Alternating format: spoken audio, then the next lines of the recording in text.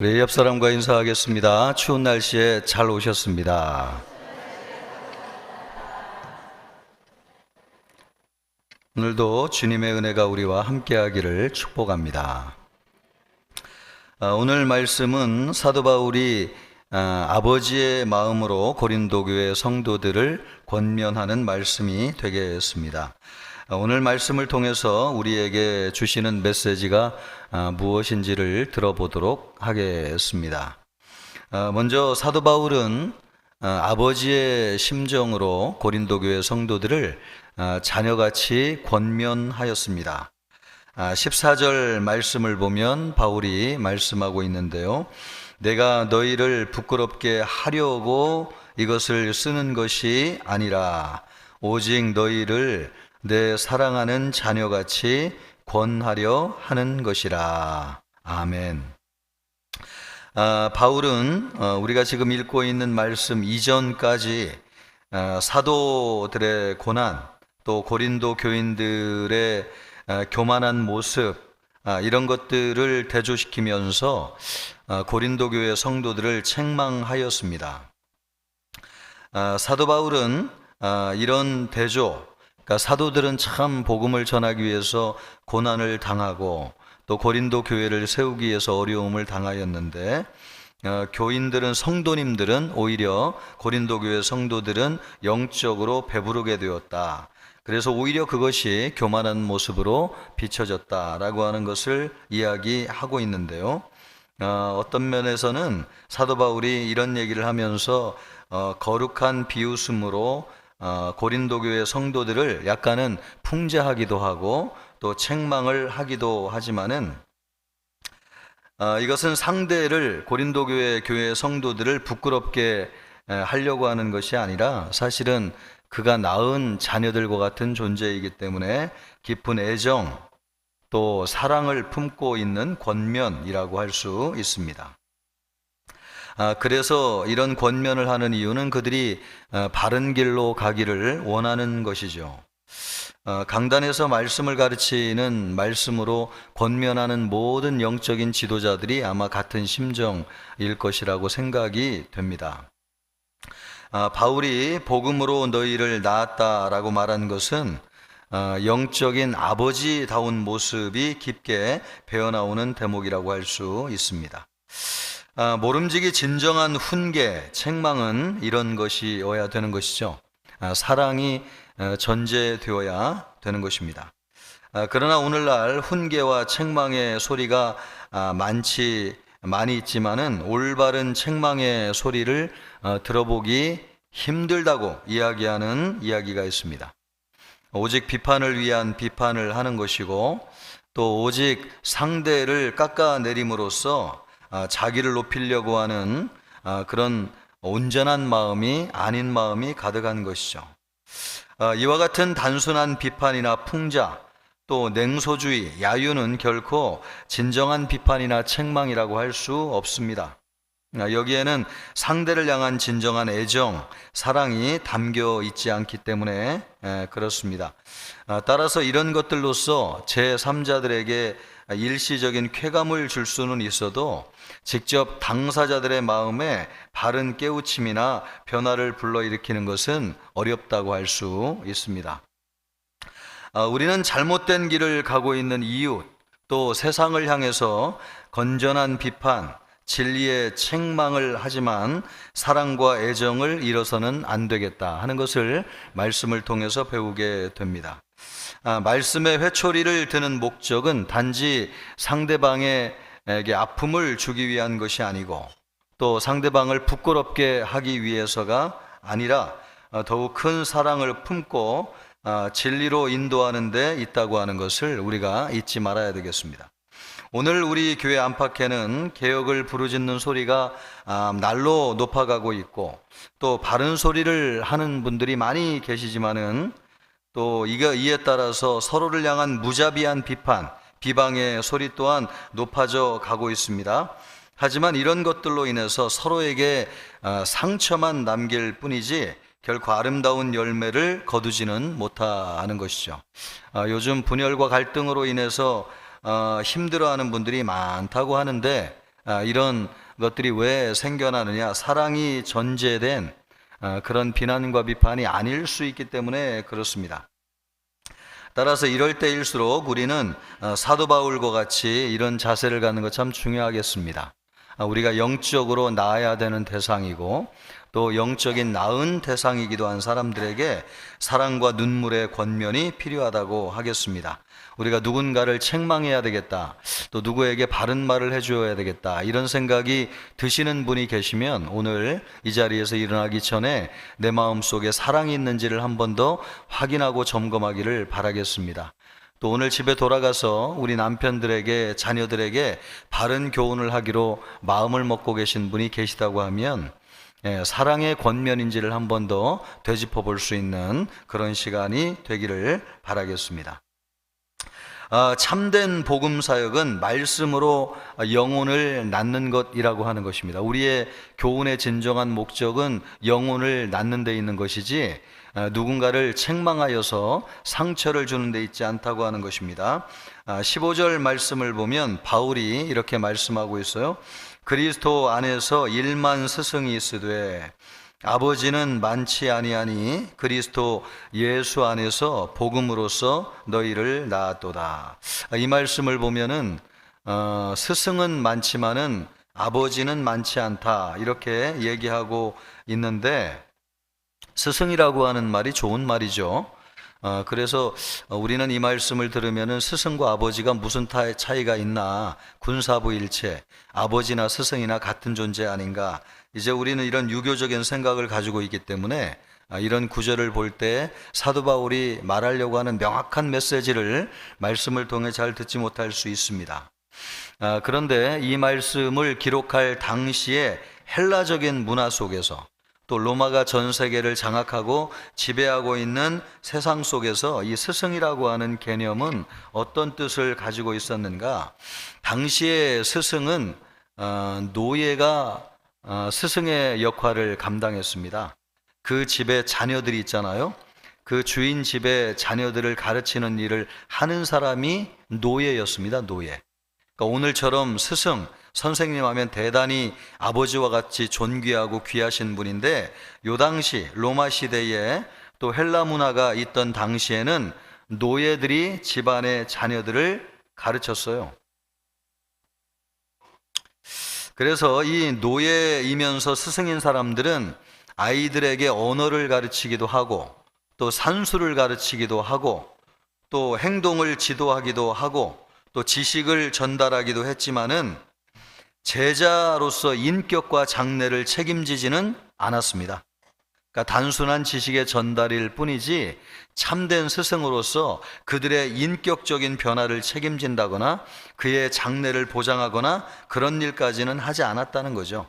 그러므로 이 본문에서 얘기하는 일만 스승이라고 하는 것은 단지 지식만 전달하는 기능적인 일을 수행하는 사람을 두고 이야기하는 것입니다. 그렇게 볼 때 이 말씀이 어떤 의미인지 분명히 다가오죠. 아버지와 일만 스승은 분명한 차이가 있습니다. 이런 제한적인 역할을 할 수 있는 사람들은 오늘날도 세상에 많이 있고요.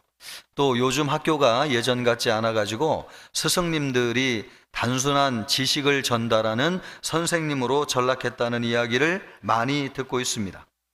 바울은 스승과 비교하여서 자기 자신을 아버지에 비유하고 있습니다. 바울은 단지 말씀을 지식적으로만 전하는 기능을 수행하는 사람이 아니라 진정한 해산의 고통으로 영혼을 낳는 아버지라고 말씀하고 있습니다. 그러니까 자녀를 낳는 해산의 수고를 할 뿐만 아니라 그 자녀의 장래를 책임지고 인격적인 변화까지도 감당할 수 있는 무한한 책임을 지고 그 사람을 돌보는 존재가 아버지죠. 그런 관점에서 사도 바울은 자신을 아버지로 비유하고 있습니다. 바울은 복음을 전하고 말씀을 전하였는데 그런 사역의 핵심이 영혼을 낳는 것이라고 말씀하고 있습니다. 이것은 그가 영혼을 얻기 위해서 얼마나 많은 수고를 하였는가, 또 얼마나 많은 노력을 하였는가, 그가 복음의 씨앗을 뿌려 세운 고린도 교회 성도들이 얼마나 바울에게 애정이 깊은 존재인가, 단순한 성도 이상의 영적인 자녀라고 하는 것을 말씀해 주고 있습니다. 그러므로 고린도 교회 성도를 향해서 사도 바울이 이런 권면을 할 수 있는 것이죠. 오늘 우리가 말씀을 전하고 가르치는 것은 세상의 학교처럼 어떤 단순한 지식을 전하는 것과는 다른 것입니다.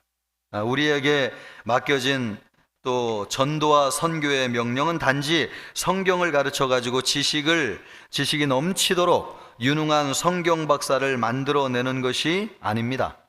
우리에게 맡겨진 사명은 예수님과 성령께서 하신 바와 같이 영혼을 거듭나게 하는 것이고 또 한 영혼을 새롭게 탄생하는 것이고 엄밀한 의미에는 영적인 재창조의 사역을 하는 것이고 자녀들을 양육하는 것과 같은 것입니다. 그래서 예수님은 니고데모에게 말씀하시기를 물과 성령으로 거듭나지 아니하면 하나님 나라에 들어갈 수 없다. 영적인 사역이라고 하는 것은 거듭나게 하는 것입니다. 거듭난다고 하는 것이 born again, 2번 태어난다는 거잖아요. 한 번은 부모님에게서 태어나는 것이고 또 한 번은 영적으로 태어나는 것인데 우리가 하는 일은 영적으로 그 사람을 태어나게 하는 일이라는 거예요. 그러면 그런 면에서 교회의 사역은 아버지와 자녀의 관계를 이야기한다고 할 수 있습니다.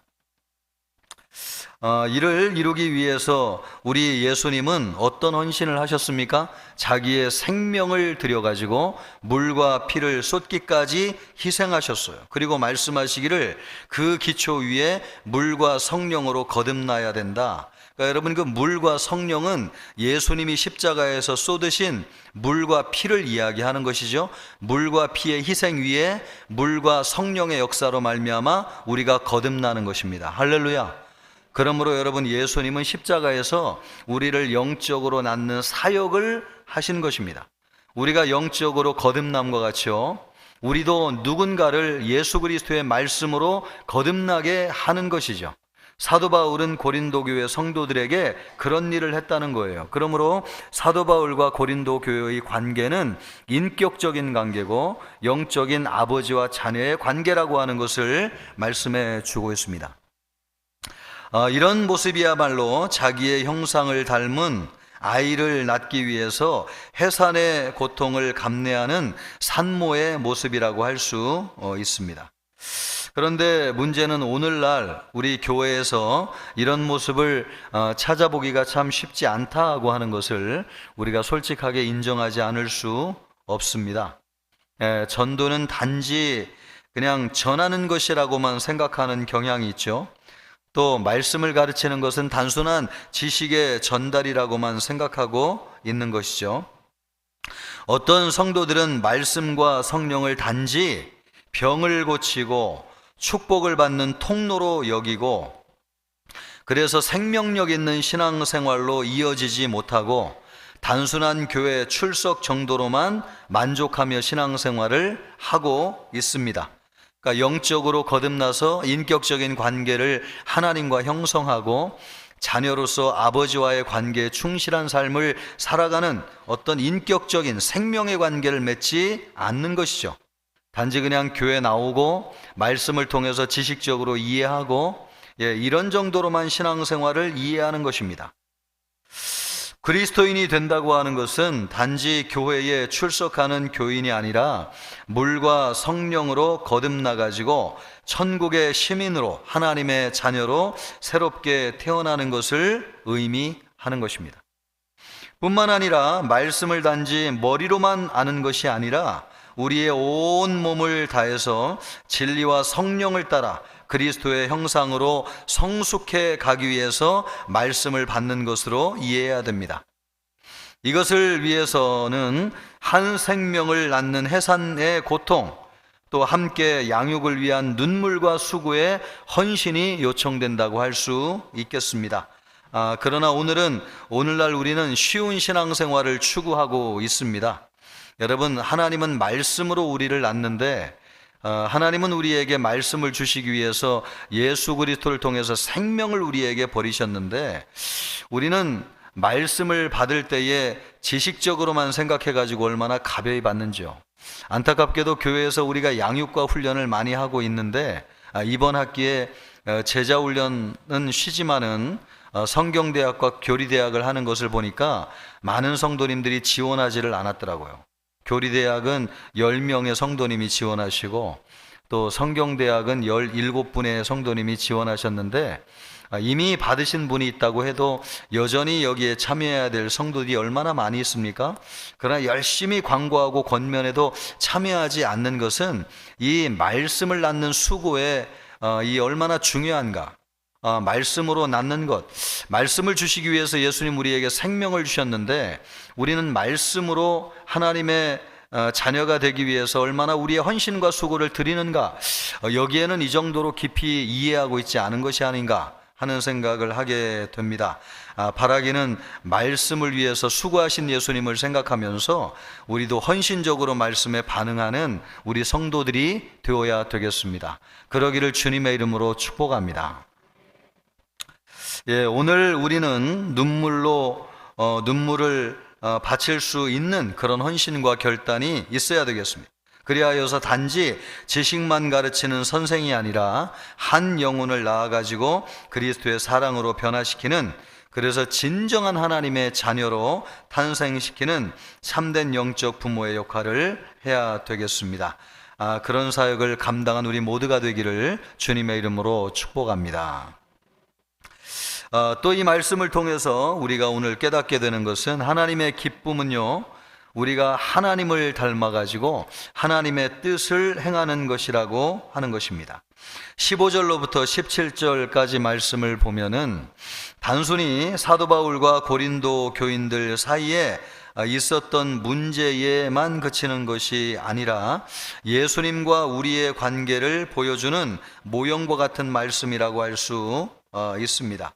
이 모습을 통해서 하나님이 우리 성도들에게 가장 원하는 것은 무엇이고 또 하나님을 기쁘시게 드리는 최고의 신앙이라고 하는 것이 무엇인지를 우리가 발견할 수 있습니다.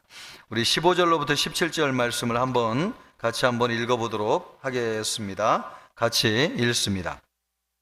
그리스도 안에서 1만 스승이 있으되 아버지는 많지 아니하니 그리스도 예수 안에서 내가 복음으로써 너희를 낳았음이라. 그러므로 내가 너희에게 권하노니 너희는 나를 본받는 자가 되라. 이로 말미암아 내가 주 안에서 내 사랑하고 신실한 아들 디모데를 너희에게 보내었으니 그가 너희로 하여금 그리스도 예수 안에서 나의 행사 곧 내가 각 교회에서 가르치는 것을 생각나게 하리라. 여기에 보면 15절 말씀을 통해서 보면 사도 바울은 고린도 교회 교인들을 향해서 내가 복음으로써 너희를 낳았다 이렇게 말씀하고 있습니다. 자신은 고린도 교인들을 말씀으로 나온 영적인 아버지이고 고린도 교회 교인들은 영적인 자녀라는 것입니다. 따라서 고린도 교인들은 바울을 본받아서 바울을 닮아가야 된다는 것이죠. 그것은 바울의 간절한 소원이기도 했습니다. 아버지는 자기를 닮았음을 확인할 때 기뻐하죠. 하지만 고린도 교인들은 바울을 본받지 않았고 마음대로 행함으로써 영적인 아버지 바울의 마음을 안타깝게 만들었습니다. 사도 바울은 고린도 교인들에게 자기를 본받으라고 촉구함과 동시에 신앙 지도를 위해서 자신을 닮은 디모데를 보내기까지 했습니다.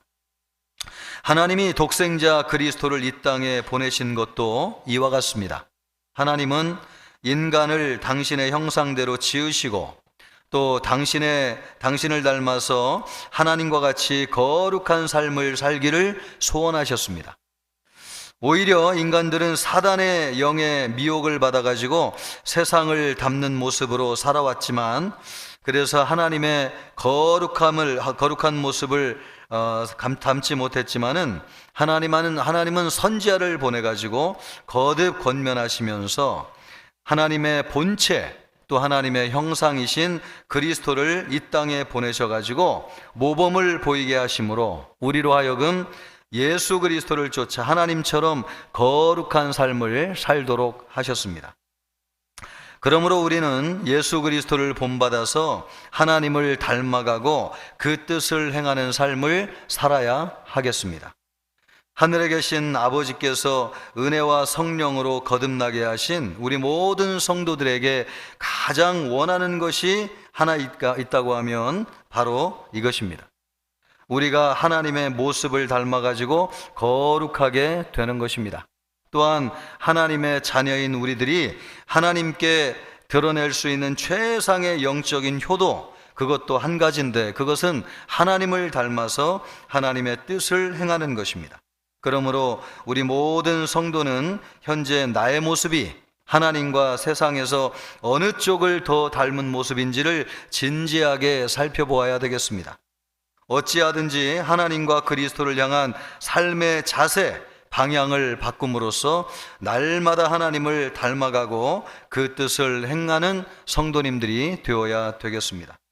그리하여서 세상이 줄 수 있는 것들이 아니라 오직 영적인 자녀들만이 드릴 수 있는 신령한 예배, 하늘 아버지가 기뻐하시고 영광스럽게 생각하는 하나님의 자녀들이 되어야 되겠습니다. 우리 모두 그러기를 주님의 이름으로 축복합니다.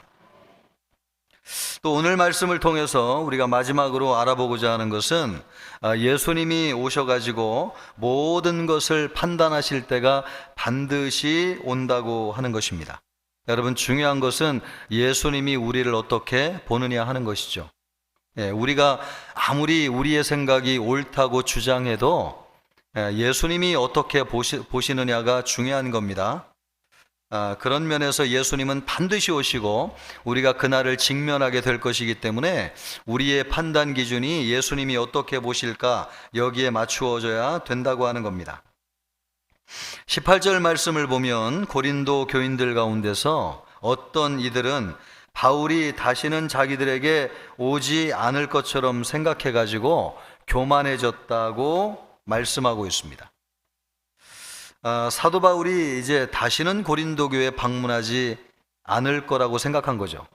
그래서 우리 마음대로 해도 무슨 우리가 책망을 받겠느냐.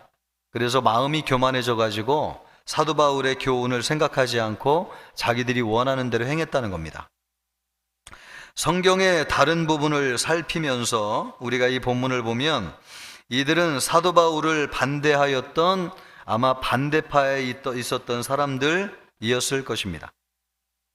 이런 사람들은 바울이 디모데를 마게도니아 지역으로 파견했을 때 바울이 자기들을 겁내가지고 직접 오지 못한다고 생각했을지도 모르겠습니다. 그런 이유로 사도 바울의 사도성까지 의심하는 아주 믿음이 없는 언행을 하고 또 바울의 육체적인 건강, 언어적인 약점까지도 들추어내면서 그들의 교만을 드러내기도 했습니다. 그러나 바울은 하나님 외에 누구도 두려워하지 않았을 뿐만 아니라 바울이 직접 고린도를 방문하지 않고 대신 디모데를 파견한 것은 그들에게 자성의 기회를 주고 또 회개하게 하기 위해서 당면의 문제를 은혜 가운데서 원만하게 처리할 수 있도록 그런 기회를 준 것이었습니다. 물론 당시 고린도 교회에만 신경을 쓸 수 없었던 바울의 사역의 특성상 직접 고린도를 방문하지 못한 이유가 있기도 했습니다. 사도 바울이 올 수 없으리라고 해가지고 교만해졌던 사람들에게 주께서 허락하시면 속히 너희에게 가가지고 능력을 알아보겠다고 말씀한 사도 바울의 말씀은 그야말로 어떤 면에서 청천벽력과 같은 두려운 경고가 아닐 수 없습니다. 여러분, 오늘날 이와 같은 사람들이 우리에게도 있습니다. 대다수의 불신자들은 멀쩡하게 세상에 그대로 있는 것을 보면서 무슨 예수님의 재림이 세상 끝날이니 또 불의 심판이니 야단을 떠느냐고 비웃지만은 예수님의 재림과 심판은 이루어지지 않을 것이라고 이야기하지만은 여러분, 그런 날은 반드시 우리에게 온다는 것입니다. 안타깝게도 성도들 가운데도 예수님의 재림이 늦어짐에 따라서 회의를 품고 사람들이 믿음의 신실한 삶을 살아가지 않는 사람들이 있습니다. 이런 사람들은 모세가 시내산으로 올라간 후에 이스라엘 백성이 그러했듯이 눈에 보이지 않는 모세보다는 눈에 보이는 사람들의 말을 쫓아가지고 금송아지 같은 우상을 섬기는 것과 같습니다. 하지만 예수님은 이 땅에 계실 때는 물론 부활하신 후에도 사도 요한에게 주신 계시를 통해서도 내가 속히 오리라고 말씀하셨습니다. 그러므로 예수님의 재림은 틀림없는 사실이고 우리는 그날을 직면하게 될 것입니다. 다만 예수님의 재림이 사람의 생각보다 지체되는 것은 이 땅의 모든 사람에게 회개할 기회를 주시는 것이고 또 더 많은 사람의 영혼을 구원하기 위해서 하나님께서 인내하고 계시는 것입니다. 그러나 정하신 때가 이르면 예수님은 반드시 오실 것입니다. 여러분 아멘입니까? 그러므로 우리의 초점, 우리의 기준이 그분에게 맞추어져 있어야 되지, 말씀을 우리가 들으면서도 우리를 정당화하는 말씀으로 듣는다거나 또 말씀의 기준에 우리가 맞추지 못할 때 그것을 죄를 정당화하거나 그래서는 안 되겠습니다. 사도 바울이 말씀했던 것처럼 예수님은 온유와 사랑과 함께 오시지만 동시에 심판주로 우리에게 오셔서 징계와 채찍도 함께 가지고 오실 것입니다. 그래서 믿음과 순종으로 산 성도에게는 영생을 베푸실 것이고 불순종과 교만으로 산 성도 사람들에게는 영벌을 베푸실 것입니다. 예수님의 재림은 소망의 날인 동시에 두려움의 날입니다. 여러분은 그날이 어떤 날로 다가오고 있습니까? 전적으로 그것은 예수님에 대한 태도에 달려 있습니다. 우리는 예수님이 눈앞에 보이지 않는다고 해가지고 예수님의 재림이 우리의 판단과 기준에 늦어지는 것처럼 보인다고 해가지고 고린도 교회 성도들처럼 교만해지거나 나태하지 않도록 조심해야 되겠습니다. 그리고 슬기로운 신부들처럼 항상 기름을 준비하는 삶을 살아야 되겠습니다. 그래서 천사장의 나팔 소리와 함께 예수님이 오실 때에 단정한 모습으로 나아가서 기쁨으로 우리 예수님을 맞이하는 우리 모든 성도가 되기를 축복합니다. 오늘 말씀을 통해서 우리가 20절 말씀을 한 구절 더 보기를 원하는데요, 20절 말씀을 보기 전에 19절 말씀을 보면 이렇게 얘기하고 있습니다. 우리 19절을 같이 한번 읽어봅니다. 주께서 허락하시면 내가 너희에게 속히 나아가서 교만한 자들의 말이 아니라 오직 그 능력을 알아보겠으니, 여기에 보면은 너희의 능력을 알아보겠으니 라고 이야기하면서 20절에 뭐라고 이야기하고 있느냐, 20절도 같이 읽습니다. 하나님의 나라는 말에 있지 아니하고 오직 능력에 있습니다. 이 말씀을 보면 우리가 두 가지를 생각할 수 있습니다. 여러분, 복음은 뭘로 전하는 것입니까? 말로 더 전하는 것이죠. 그래서 사도행전 2장에 보면 오순절 성령 사건이 있었을 때에 입이 열려가지고 복음을 전하게 되었습니다. 하나님의 큰일, 하나님의 큰일이라고 하는 것이 예수님이 오셔가지고 십자가에서 죽으시고 3일 만에 부활하셨다는 말씀인데, 그것을 제자들이 성령을 받은 이후에 전하기 시작했습니다. 입이 열려가지고. 그러니까 성령이 우리에게 오셨다고 하는 것은 입을 열어서 말로 복음을 전하게 하는 것이죠. 그래서 각국의 많은 사람들이 예루살렘에 와 있었는데 그들의 각 언어대로 복음의 말씀을 전하게 하셨습니다. 이것을 보면 하나님의 나라 복음은 말에 있습니다. 다 말로 하는 거죠. 복음을 전하는 것이 말입니다. 오직 너희는 모든 민족에게 가서 복음을 전하라고 할 때 그 복음을 전한다고 하는 것은 말로 하는 것입니다. 하나님도 말씀으로 모든 것을 하셨고요, 또 우리 예수님도 말씀으로 능력을 행하셨습니다. 그러니까 말에 있습니다. 하나님의 나라는 말로 하는 것입니다. 그런데 오늘 말씀을 보면 하나님의 나라는 말에 있지 아니하고 오직 능력에 있다. 이 말은 여러분 말의 중요성을 무시하는 것이라고 볼 수는 없습니다. 왜냐하면 지금 말씀을 드린 것처럼 하나님 나라의 복음은 말로 전하는 것이고 인간의 언어로 전달되는 것이기 때문에 그렇습니다. 한편으로 이것이 참 감사한 것이죠. 왜냐하면 하나님이 그의 나라를 말이 아니라 다른 수단으로 전하게 하셨다고 하면 이 하나님의 나라를 누구나 들을 수 없는 것입니다. 예를 들어서 돈이 있어야지 하나님의 나라를 전하게 한다거나, 또 권력이 있어야지 하나님의 나라를 전하게 한다거나, 또 물리적인 힘이 있어야지 하나님의 나라를 전하도록 만들어 놓았다고 한다면 여러분, 누구나 하나님의 나라의 복음을 들을 수 없을 것입니다. 과거에 많은 나라들이 복음을 물리적인 힘으로 전하려고 하다가 거부감이 생겨가지고 복음에 장애가 생긴 경우들이 얼마나 많이 있습니까? 제가 이번에 스리랑카에 갔더니 그 스리랑카는 일찍이 포르투갈의 지배를 받기도 하고 또 네덜란드의 지배를 받기도 하고 마지막으로는 영국의 지배를 받기도 했는데 이 세 나라가 전부 다 기독교적인 영향력을 가진 나라고 들어왔을 때에 선교사들이 복음을 전했다는 거예요.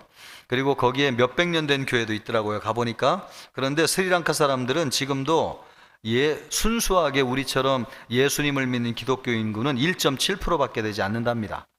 그러니까 가톨릭까지 포함하면 7%인데 왜 그러면 스리랑카 사람들은 우리보다 훨씬 더 일찍이 복음이 들어갔는데 왜 예수님을 믿지 않았느냐 물어봤더니 교회에 대한 거부감이 있다는 거예요.